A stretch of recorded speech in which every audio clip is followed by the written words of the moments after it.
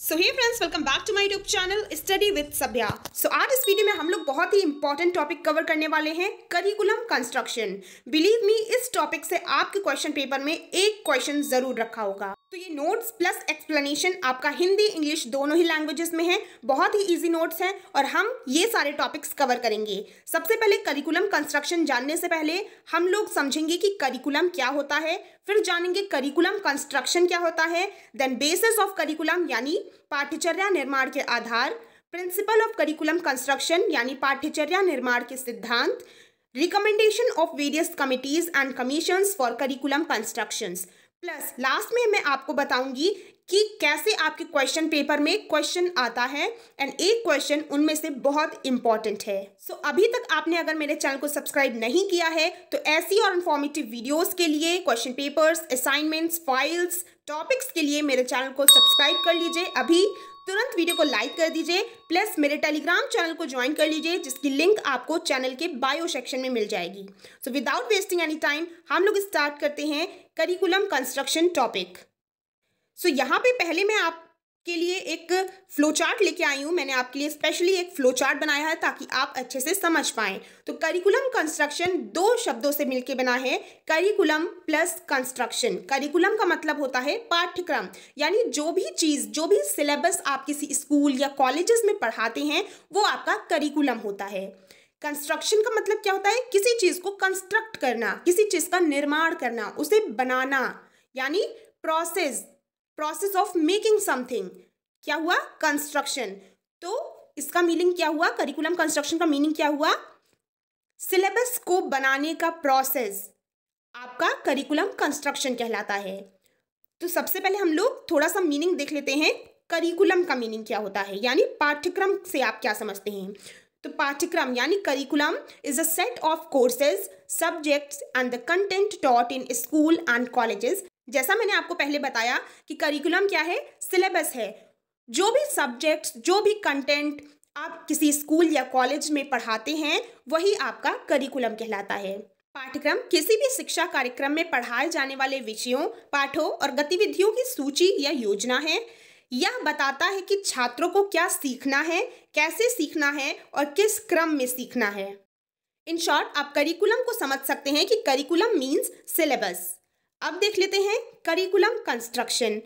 तो मैंने जैसा आपको फ्लो चार्ट में दिखाया कि करिकुलम कंस्ट्रक्शन मतलब क्या होता है, करिकुलम सिलेबस को बनाने का प्रोसेस ही करिकुलम कंस्ट्रक्शन कहलाता है, पाठ्यचर्या निर्माण कहलाता है। तो आप मीनिंग यहाँ पे देख सकते हैं, curriculum construction refers to the systematic process of designing and developing a curriculum. यानी पाठ्यक्रम निर्माण क्या है? पाठ्यक्रम को डिजाइन और विकसित करने की प्रक्रिया है, एक सिस्टमैटिक प्रोसेस है करिकुलम को बनाने की और उसे डेवलप करने की। सेकेंड पॉइंट आप देख सकते हैं, this involves selecting appropriate subjects, designing course materials and determining effective teaching methods to ensure a effective learning experience for students। Curriculum construction में कौन कौन से काम किए जाते हैं? पहले तो सब्जेक्ट्स का सिलेक्शन किया जाता है, प्लस हम लोग उसमें देखते हैं कि कौन कौन सा कोर्स मटेरियल, क्या कंटेंट हमें बच्चों को पढ़ाना है, किस मेथड से पढ़ाना है, ये सब आपका करिकुलम कंस्ट्रक्शन बताता है। इसीलिए यहाँ पे करिकुलम कंस्ट्रक्शन को रोड मैप फॉर लर्निंग कहा गया है। जिस तरह से रोड मैप यानी नक्शा आपको बताता है कि ये जगह कितनी दूरी पे है, कौन सी जगह है, उसी तरह से करिकुलम कंस्ट्रक्शन आपको बताता है कि आपको बच्चों को क्या पढ़ाना है, किस तरीके से पढ़ाना है और किस क्रम से पढ़ाना है। सो आई होप आपको करिकुलम कंस्ट्रक्शन का मीनिंग समझ में आ गया होगा। अब हम लोग देख लेते हैं next topic, basis of curriculum. यहाँ पे आपके लिए मैंने एक फ्लो चार्ट आपको समझाने के लिए बनाया है। बेसिस ऑफ करिकुलम का मतलब क्या होता है? बेस, किसी चीज़ का बेस। जैसे कि एक घर को बनाने के लिए नींव डालते हैं यानी बेस डालते हैं, उसी तरीके से एक करिकुलम, एक पाठ्यचर्या को बनाने के लिए क्या क्या बेस, क्या क्या फाउंडेशंस डालते हैं हम लोग। तो हमारा करिकुलम किस किस बेस पे होता है? Philosophical base, psychological base, sociological base, historical base, political basis etcetera, जो मैं आपसे वन बाय वन डिस्कस करती हूँ। बेसिस मतलब पाठ्यचर्या निर्माण के आधार। These basis provide the foundation upon which the curriculum is build. मैंने जैसे कि बताया एक घर नींव पे बनता है, उसी तरह एक करिकुलम, इन बेसिस के ऊपर बनता है। तो वन बाय वन देख लेते हैं। पहला बेस है फिलॉसफिकल बेसिस। फिलॉसफी आप समझते हैं, फिलॉसफी के अंदर आ जाएंगी वैल्यूज। फिलॉसफी हमारे करिकुलम को कैसे इन्फ्लुएंस करती है, क्योंकि ये करिकुलम को वैल्यूज प्लस गोल्स अचीव करने में मदद करती है। फिलॉसफी शिक्षा के उद्देश्यों और लक्ष्यों को निर्धारित करती है। समाज की विचारधारा यानी सोसाइटी के आइडियोलॉजी जैसे कि आदर्शवाद और व्यवहारवाद यानी आइडियलिज्म और प्रैग्मैटिज्म, इन सबको अचीव करने में हेल्प करती है। प्लस ये गाइड करती है methods of teaching and content यानी सामग्री के चयन और शिक्षण विषयों का मार्गदर्शन करता है। तो पहला बेस है फिलॉसफिकल बेस। अब नेक्स्ट में जाते हैं। तो नेक्स्ट है साइकोलॉजिकल बेसिस। साइकोलॉजी ब्रेन से रिलेटेड होता है। Understanding learners psychology is essential for effective curriculum design. Psychology means मनोविज्ञान। अगर आप बच्चे के बिहेवियर को समझ जाएंगे कि बच्चा क्या सोच रहा है, तो ये चीज़ आपको करिकुलम बच्चों को पढ़ाने में बहुत हेल्प करेगा। इसीलिए यहाँ पे साइकोलॉजी मनोविज्ञान का बहुत ही इंपॉर्टेंस है और मनोविज्ञान करिकुलम का एक बहुत ही इंपॉर्टेंट बेस है। नेक्स्ट देख लेते हैं सोशियोलॉजिकल बेसिस। सोशियोलॉजिकल बेस किससे रिलेटेड होता है? सोसाइटी से। सोशियोलॉजिकल बेस आपको क्या करता है? छात्रों को सामाजिक भूमिकाओं और जिम्मेदारियों के लिए तैयार करता है। प्लस ये कल्चरल हेरिटेज यानी सांस्कृतिक विरासत और सामाजिक विविधता को दर्शाता है, सोशल डाइवर्सिटी को दर्शाता है। और क्या करता है? Addresses social issues like equality, environment and inclusivity. समानता, पर्यावरण और समावेशन जैसे सामाजिक मुद्दों का समाधान करता है। इसीलिए सोशियोलॉजिकल बेस भी आपको बहुत ही इंपॉर्टेंट है और इन बेसिस पे आपका करिकुलम कंस्ट्रक्शन होता है।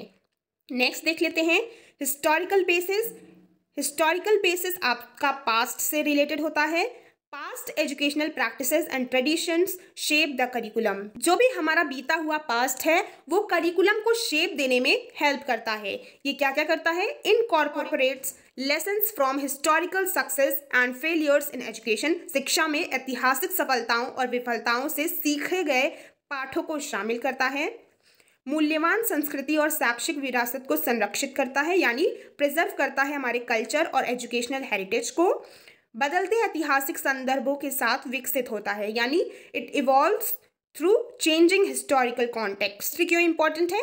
क्योंकि ये हमारे करिकुलम को एक शेप देता है। जो भी वॉर्स हमने जीती, जो भी वॉर्स हमने हारी, उन सब से जो हमें लेसन मिला वो सब हम बच्चों को पढ़ाते हैं। इसीलिए हिस्टोरिकल बेस भी इम्पॉर्टेंट है। नेक्स्ट आ जाते हैं इकोनॉमिक बेस। सो इकोनॉमिक बेसिस किससे रिलेटेड है? ऑफकोर्स इकोनॉमी से, कैपिटल से। Capital in the sense money. तो यहाँ पे बोला जाता है कि करिकुलम में इकोनॉमिक बेसिस भी होने चाहिए ताकि जो भी हम बच्चों को एजुकेशन दे रहे हैं उससे बच्चा कम से कम अपने ब्रेड और बटर का इंतज़ाम कर पाए, यानी जो भी उसकी बेसिक नीड्स हैं फूड उसे पा सके, उसे एकम्प्लिश कर पाए, उसे पूरा कर सके। हमें इकोनॉमिक बेसिस को ऐड करके करिकुलम को ऐसा बनाना है ताकि वो कंट्री की इकोनॉमी को भी इम्प्रूव करे। तो ये हो गया इकोनॉमिक बेसिस। नेक्स्ट देख लेते हैं, आपका आ जाता है पॉलिटिकल बेसिस यानी राजनीतिक आधार। तो पॉलिटिकल बेस भी बहुत ही इंपॉर्टेंट है। करिकुलम पॉलिटिकल बेस पे बनना इसलिए ज़रूरी है क्योंकि ये बच्चों के अंदर democratic values plus social justice जैसे कि equity, socialism, rights and duties ये सब इनकलकेट करता है। सामाजिक न्याय, समानता, समाजवाद, अधिकारों और कर्तव्यों के लोकतांत्रिक मूल्यों को विकसित करता है। इसीलिए आपका पॉलिटिकल बेस भी बहुत इंपॉर्टेंट होता है जिसपे करिकुलम आपका बनता है। नेक्स्ट आते हैं टेक्नोलॉजिकल बेस। क्योंकि आजकल टेक्नोलॉजी बहुत बढ़ रही है इसीलिए बच्चों को टेक्नोलॉजी भी सिखाना बहुत ज़रूरी है। इसीलिए करिकुलम का एक main important base technological base भी हो जाता है। करिकुलम में टेक्नोलॉजी बहुत इंपॉर्टेंट है क्योंकि ये बच्चों को आने वाले कल के लिए तैयार करता है।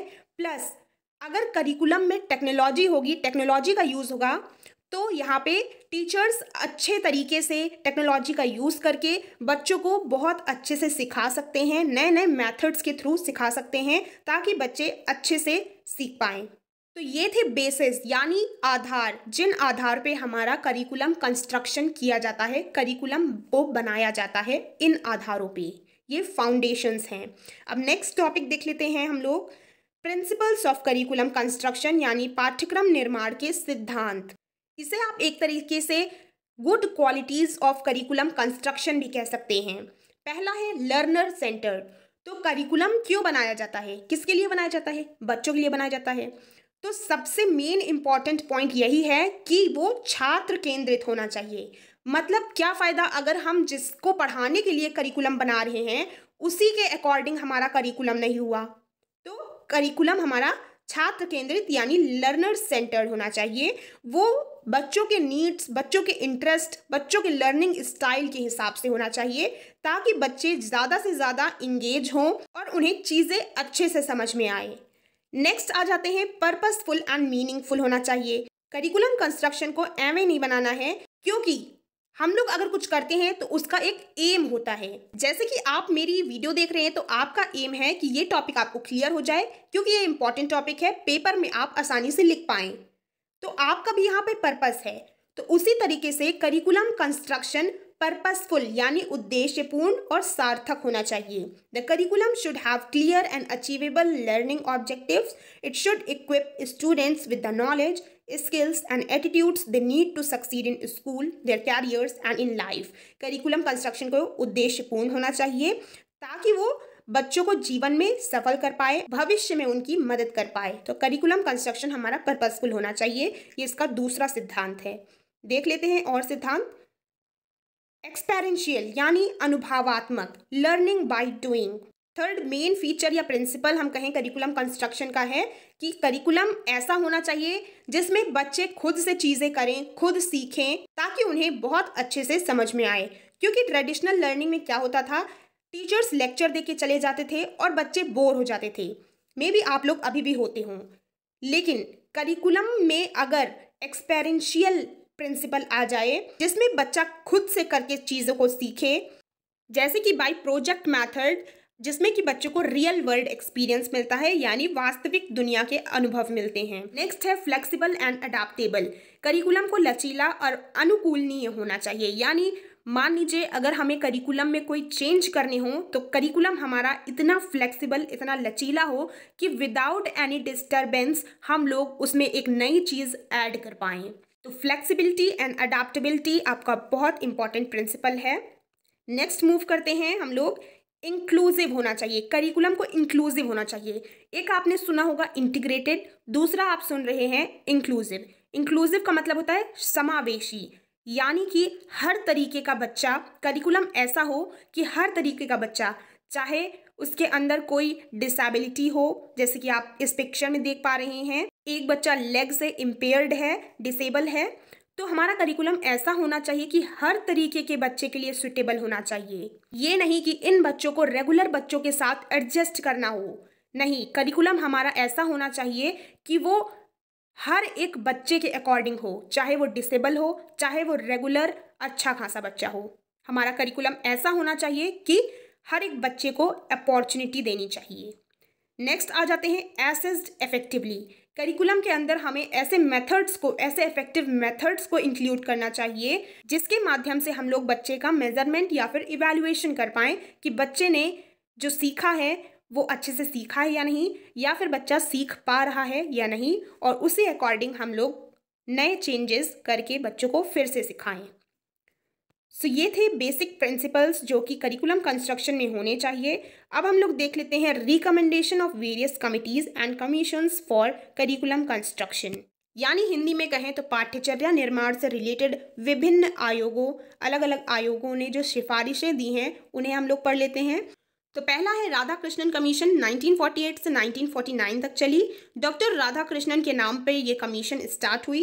तो राधाकृष्णन कमीशन ने हायर एजुकेशन और रिसर्च पे जोर दिया, यानी अनुसंधान और उच्च शिक्षा पर इन लोगों ने ज़्यादा इंपॉर्टेंस दी।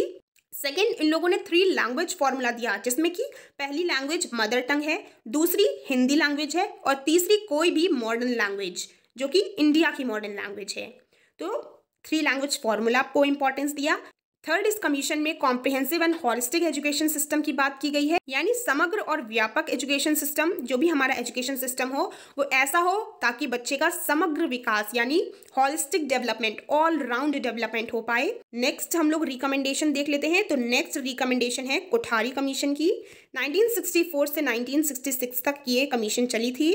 राइट हैंड साइड आप कोठारी जी की फोटो देख सकते हैं। इस कमीशन ने क्या क्या रिकमेंडेशंस दी थी? तो कोठारी कमीशन ने शिक्षा के एजुकेशन के मीडियम से नेशनल रिकंस्ट्रक्शन यानी राष्ट्र पुनः निर्माण की बात की। सेकेंडली, कोठारी कमीशन ने भी 3 लैंग्वेज फॉर्मूला को इम्पोर्टेंस दी। थर्डली, इस कमीशन ने साइंस एंड टेक्नोलॉजी पर इम्पोर्टेंस दी। फोर्थ, वोकेशनल एजुकेशन यानी व्यावसायिक शिक्षा और वर्क एक्सपीरियंस यानी कार्य अनुभव पर महत्व दिया। तो ये सारे जो रिकमेंडेशंस इन कमीशंस ने दिया है, इन्हीं के अकॉर्डिंग हमारा करिकुलम होना चाहिए, इसीलिए यहाँ पे हम लोग रिकमेंडेशंस पढ़ रहे हैं अलग अलग आयोगों की। नेक्स्ट आ जाते हैं NEP 1986, जो कि बहुत ही इंपॉर्टेंट है। तो नेशनल पॉलिसी ऑन एजुकेशन या फिर नेशनल एजुकेशन पॉलिसी 1986 के तहत democratisation and equality in education यानी इन्होंने समानता पर जोर दिया। सेकेंडली, NEP 1986 ने फोकस किया वोकेशनलाइजेशन यानी व्यवसायीकरण एंड वुमेन्स पार्टिसिपेशन, यानी जो हमारा करिकुलम हो उसमें बच्चों को वोकेशनल चीज़ें सिखाई जाएं ताकि वो जो भी अपना फ्यूचर है उसे अच्छे से जी पाएं। नेक्स्ट, NEP 1986 ने मदर टंग को बहुत इंपॉर्टेंस दी। इनका मानना था कि जो भी एजुकेशन बच्चों को दी जाए वो उनकी मातृभाषा में दिया जाए। तो ये थे NEP 1986 की रिकमेंडेशंस। अब आ जाते हैं NEP 2020 यानी नेशनल एजुकेशन पॉलिसी 2020 की रिकमेंडेशंस। तो 2020 में फिर NEP हमारी रेगुलेट की गई। इस पॉलिसी ने 21st सेंचुरी की जो भी स्किल्स हैं उस पर फोकस किया है। मल्टी डिसिप्लिनरी लर्निंग यानी बहुविषयक शिक्षा होनी चाहिए and use of technology, education में टेक्नोलॉजी का यूज होना चाहिए, ये रिकमेंडेशन दी। नेक्स्ट, जो भी हमारा पुराना स्कूल स्ट्रक्चर चल के आ रहा था 10+2 वाला सिस्टम, उसे कैंसिल करके 5+3+3+4 वाला सिस्टम लाया गया। फाउंडेशनल लिटरेसी एंड न्यूमरेसी यानी बुनियादी साक्षरता और संख्यात्मकता पर जोर दिया। Plus vocational education and skill development को इम्पोर्टेंस दी। तो जो भी आपने रिकमेंडेशंस पढ़ी हैं, इन सभी रिकमेंडेशन ने हमारे इंडिया के एजुकेशन सिस्टम को और करिकुलम को बहुत इन्फ्लुएंस किया, इंडिया के एजुकेशन सिस्टम को शेप करने में बहुत ही अपना इम्पोर्टेंस दिया। तो ये थी कुछ recommendations of commission and committees. अब हम लोग देख लेते हैं एक्सपेक्टेड इम्पॉर्टेंट क्वेश्चन, किस तरह से आपके पेपर में क्वेश्चन आ सकते हैं। तो पहला जो क्वेश्चन है बहुत इंपॉर्टेंट है, इसे आप मार्क कर लीजिए, ये आपके पेपर में 101% आ सकता है। Describe the principles of curriculum construction यानी पाठ्यक्रम निर्माण के सिद्धांतों का वर्णन करें। बहुत ही ईजी से मैंने प्रिंसिपल्स आपको ऊपर समझाए हैं, आप लिख सकते हैं। सेकेंड, आप देख सकते हैं describe the basis of curriculum construction, पाठ्यक्रम निर्माण के आधारों का वर्णन करें। और थर्ड है, अगेन ये थर्ड वाला भी इंपॉर्टेंट है, explain recommendations of various committee and commissions for curriculum construction यानी पाठ्यक्रम निर्माण हेतु विभिन्न समितियों एवं आयोग की सिफारिशों की व्याख्या करें। तो ये 3 इंपॉर्टेंट क्वेश्चन आपके इस टॉपिक से बन सकते हैं जो कि इंपॉर्टेंट है। एक क्वेश्चन आपका पेपर में ज़रूर होगा। सो आई होप वीडियो आपको इन्फॉर्मेटिव लगी होगी। तो जल्दी से वीडियो को लाइक कर दीजिए, चैनल पे नए हैं तो चैनल को सब्सक्राइब कर दीजिए एंड यस, ऐसी और इन्फॉर्मेटिव वीडियोस एंड नोटिफिकेशंस के लिए मेरे टेलीग्राम चैनल को ज्वाइन कर लीजिए, जिसकी लिंक आपको चैनल के बायो सेक्शन में मिल जाएगी। कोई भी कमेंट हो तो आप कमेंट बॉक्स में कमेंट कर सकते हैं। मिलते हैं नेक्स्ट वीडियो में, till then bye bye, take care.